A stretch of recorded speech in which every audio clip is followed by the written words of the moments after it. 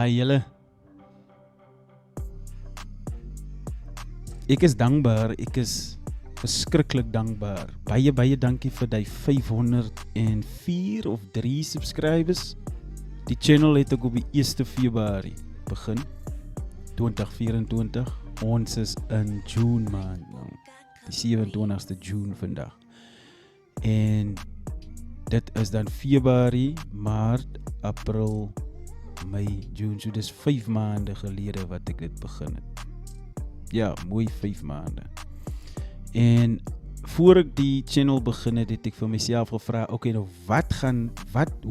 hoekom wil ek dit doen? En een van die redes was dat ek is self 'n kunstenaar. Ek skryf my eie liedjies. Ek weet ek het dit al genoem. Ek produce my eie musiek. Maar ek dink dat elke kunstenaar dink ook, okay, wat kan ek nog contribute towards die kunste? You know?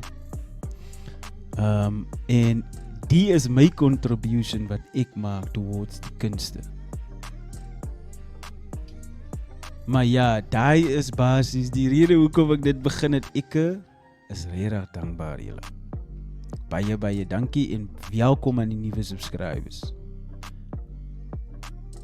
Om 'n eerlike reaction te doen is een van die beste reactions wat jy as 'n reactor kan doen. Jy probeer dit so eerlik as moontlik hou en nie jou woorde sugarcoat nie, want elke kunstenaar moet ten minste kritiek kan vat en kan verstaan, kykie, ek moet nou aan die gaan werk. Dit is nie altyd net kritiekie, dit is raad ook wat reactors gee vir jou.